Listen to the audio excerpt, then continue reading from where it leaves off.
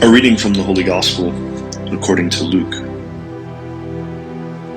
Jesus said to his disciples, "I have come to set the earth on fire, and how I wish it were already blazing. There is a baptism with which I must be baptized, and how great is my anguish until it is accomplished.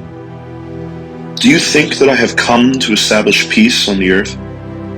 No, I tell you, but rather division. From now on, a household of 5 will be divided, 3 against 2 and 2 against 3.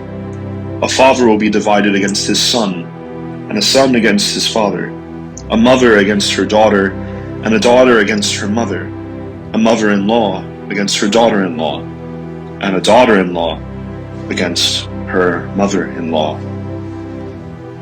The Gospel of the Lord.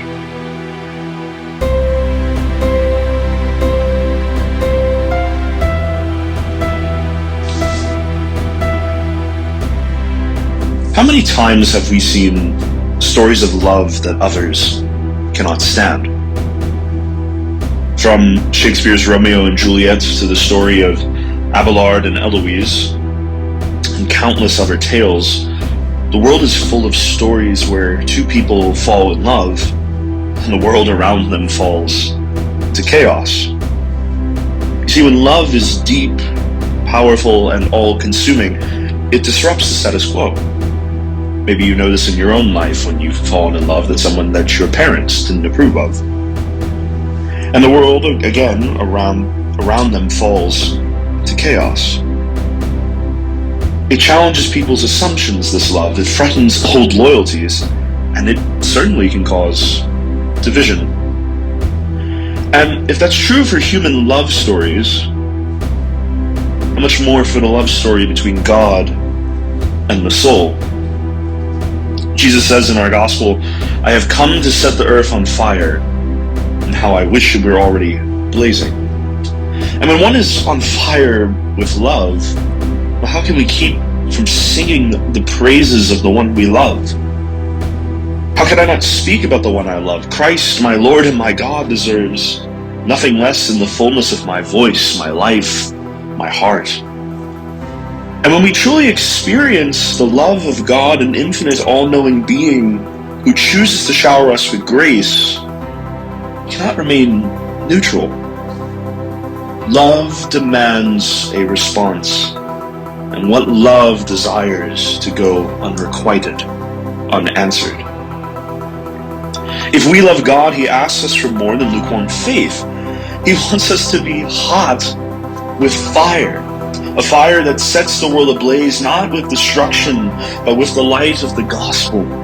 Because God loves us perfectly, and He asks us, imperfect as we are, to give Him all that we can. To be disciples, missionaries, priests of our baptism, in a word, saints, to be holy. But here is a truth. This fire comes at a cost. When we choose to follow Christ, we enter into a love story that the world does not understand, and at times will even hate. Because Jesus warns us that this love will cause division. He says, "Do you think I have come to establish peace on the earth? No, I tell you, but rather division." Why? Because Satan, the enemy of families and of all love, cannot bear to see hearts inflamed with the love of God. And when we surrender to God, we become dangerous to the enemy's plans. We become a light in the darkness, and the darkness always wants to fight back. But remember that the Gospel of John says that the darkness warred against the light, and the darkness could not overcome it. Because the love of God is not something we hoard in silence. It calls us out of ourselves, proclaiming to the world, there is a God and He loves you. He loves you in your brokenness, your failings, your weakness, your imperfections, any sin.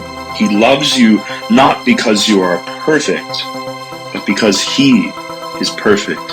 Perfect in His mercy, perfect in His love. and all he asks is that we come to him as we are. And unlike Romeo and Juliet or Abelard and Eloise, our love story with God is not tragic, it is not doomed, it does not end in despair.